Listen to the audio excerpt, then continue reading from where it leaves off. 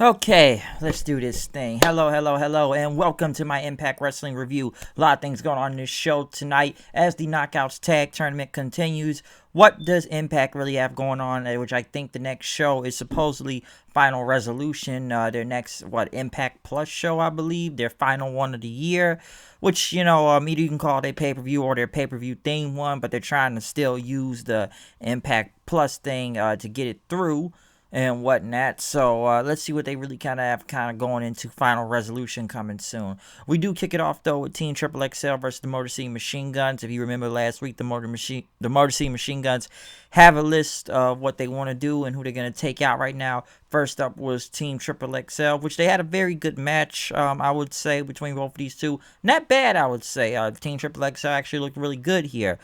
Some would say, would take these guys a little bit more seriously if they stopped being in so many comedy segments on the show, like Wrestle House and whatnot. But the Guns did get the win as expected, with their finish and everything. The whole net breaker splash thing and whatnot. So that's basically the one check off for the Guns. As they said, next they're going after the North, and then finally they are going after the Good Brothers for those tag team championships. So the Guns on their hit list continues, and we'll see what happens when they get to the North next. But as Madison Rain was back on commentary with Josh Matthews, they talked about what was going on tonight on the show. Ken Shamrock and Sami Callihan were arriving at Skyway Studios until Scott D'Amore and some security guards blocked them. Sami said, "Get out the way" and everything, but D'Amore says, what you did to Eddie and hit an Impact official, which was D'Lo Brown last week. They suspended Ken Shamrock for 30 days and whatnot.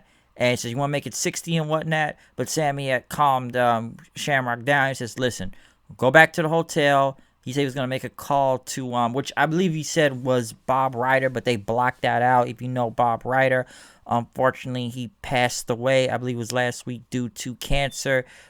Very sad situation. He's one of the founders of Impact Wrestling. Worked there for a very long time, since the beginning and whatnot. So he has been like I say, he's like a founder and everything, like a, big part of the company and whatnot. So very sad, he died last week, but I believe they blocked his name out, given that this show was taped, before, he died and everything. But, due to the taping schedule, his, death was last week. So that's why they blocked his name out when, Callihan said that. But, Shamrock started to threaten security as, Sami says, go back to the hotel. We'll talk about this later. Team Triple XL were in the back until Johnny Bravo, I guess, saying, why isn't Larry D in jail for trying to murder me? That's a good question. And he started yelling. Larry grabbed him. Tommy Dreamer showed up in like a police shirt then, said, I'm not a judge, I'm not a prosecutor, but I know what you did to Johnny Bravo. And next thing you know, they caught out Dreamer then. You're not being a real cop right now, but you are guilty still. Next thing you know, they argued, and Larry said he was set up. He ended up punching Tommy Dreamer in the face, who looked dead for some reason. And then Johnny Bravo said no, which looked very corny, by the way, too. Next, the Knockouts Tag Tournament continues as Jordynne Grace and Jazz went against Renee Michelle and Killer Kelly and whatnot in the first round of this match. This was a good match. Now, like I said before, I didn't really know Jazz retired till I looked up the video and everything about her interview. But, apparently, as my friend said, he thought she was retired too. But, hey, who really retires in wrestling at the time? They always come back for something and whatnot. Jazz in this match was not bad. I'm sure a lot of people would say that, Jordynne would be doing all the work. And, Jazz was coming for the hot tags, but I think Jazz held her own right here. I know some people would say because she was older and everything, and technically retired now at this point in time. But Jazz still has it in a way. I'll say that. I forget she's bald at the time after when she came on AEW. For that Battle Royale, she was bald because she was like the NWA women's champion at one point for like 700, 800 days last time I remember. But she was not bad. Jazz did end up getting the win here, hitting the X Factor onto Renee Michelle. So it wasn't a bad match, I will say that. Not bad at all. So you figure Jazz and Jordynne Grace were going to continuing this anyways, as a lot of these teams were brought in as filler. Like I said, Renee Michelle and Killer Kelly, who were in the WWE, I didn't even know they were released at this point in time. But, one was NXT and the other was part of those 24/7 segments with, her husband, Rockstar Spud. So, could they be back? I don't know. I know they did a flashback of the week with the Guns and the Bucks.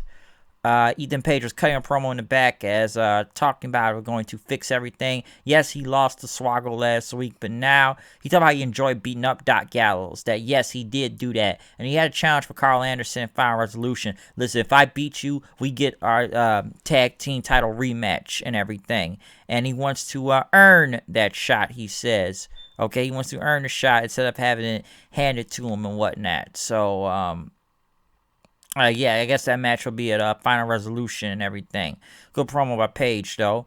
Tino Dashwood and Caleb Conley were in the back. We're talking to Alicia. Alicia was walking around the corner. We're checking around the corner, waiting for someone to pass by.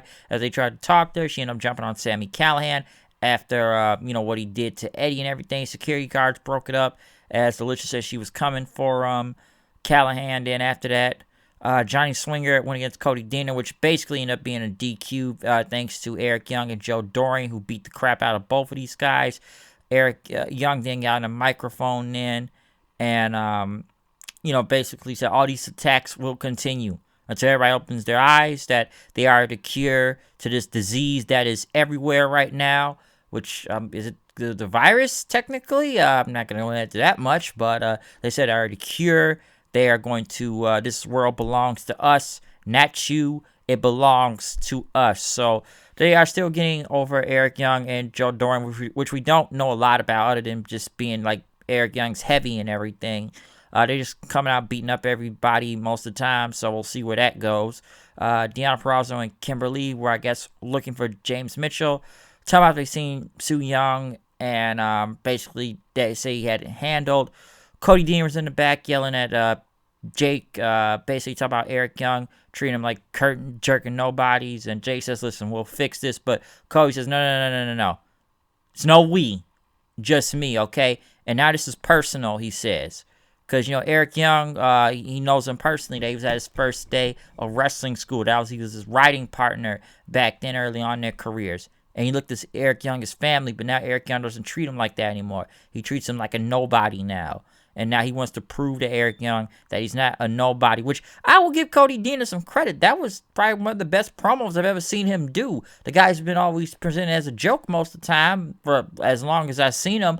And now they kind of gave him a very good promo. Not bad. A pretty good, serious promo right here. Especially after what he did to Eric Young. Almost like he's about to break up the Deaners and whatnot. We're going to go their separate ways when he kept saying, this is about me now. But this was not a bad promo. This was actually pretty good. Usually when we see the Deaners is mostly a joke most of the time. I'm like, okay, this guy cut a serious promo. Let's see where this goes. So, kind of impressed by that with Cody Deaner. Didn't really expect that to happen, but that was not a bad promo. Deonna Purrazzo and Kimberly came out talking about Su Yung since Bound for Glory, and that Sue's time is going to come now. She called her out to the ring. Su Yung had came out, but James Mitchell came out and, saying you've been a thorn on my side for too long, that Sue will pay for her sins. Next thing you know, the Undead Bridesmaids came out and they surrounded the ring, but as Su Yung was distracted, Deonna ended up attacking her from behind. Su Yung got the upper hand in. Kimberly came in, but before she had got the bloody glove, Deonna grabbed her, and Su Yung tried to spit her with the mist, but Deonna ended up grabbing her neck, which prevented, kind of made her choke on her own mist and everything. Hit her with a gotch-style power driver and knocked her out as the Undead Bridesmaids basically carried her to the back and everything. So, basically, the Undead Bridesmaids were just there as a distraction as, basically, Deonna, used the distraction as her advantage with Kimberly to basically take out Su Yung, make her, choke on the mist and, taking her out with the power driver and everything. So she basically got the upper hand on her as they carried her away. So with Su Yung playing all the mind games, now Deonna's playing the mind games using James Mitchell to help out. So we'll see where this goes. Moose's camera, apparently, which they show him walking up for like his own point of view for some reason, walking up to Chris Bay, talking about, get yourself in line for a title shot. But Moose said, I'm trying to campaign, Bay says, I guess you're trying to campaign for your title shot against me, but Moose said, I'm not here to finesse anybody, okay? Listen, if you can beat him for that title, all you gotta do is take the title, okay? So Moose with these cryptic promos was trying to see where this is going. I still think he's gonna be the one to take the belt off of Swan, so I think that's gonna happen. Carl Anderson accepted Ethan Page's challenge at Final Resolution, so he got some friends in the back also that could help him. Rohit Raju went against Crazy Steve for the X Division title. A good match, which once again, Raju finding a way to still hold on to the title by using the ropes as a leverage, doing a sit-down pin, so holding the rope. So Rohit finding any way he can to, like I said, still being chicken shit heel, but very resourceful and finding any type of way to still hold on to that X Division title and whatnot. So him getting away with it again, not bad at all. I will say. Like I said, he's been being built well. They make him to chicken shit heel, but he's found, like I said, any opportunity, any way to hold on to that X Division title. Kiera Hogan and Tasha Steelz are in the back, holding that wad of cash, which, dude, no one knows a bank account, apparently, in this company, or just go spend the money if y'all got that much money in y'all hand. Like, I don't see where this is going anymore. They start gloating about the money until Fallah Bahh came in, basically looking for the money, which they held the money behind their backs and whatnot. And, say, man, y'all stole the money. I know you stole the money. I saw it on Twitter, okay? And, it's that Wi-Fi swag, he said. And as they hold the money passing back from each other, they said, nah, we ain't take that money, man. And Bob basically, called Tasha Steelz sunglasses bootleg. Johnny Swinger came in saying something about 2-for-1 special as they look kind of pissed off. Said, whose uncle is this, man? You stuck in the 80s and everything. Y'all need to go. All right, yeah, you got to go, basically. But in the main event, though, we had Willie Mack versus Chris Bey.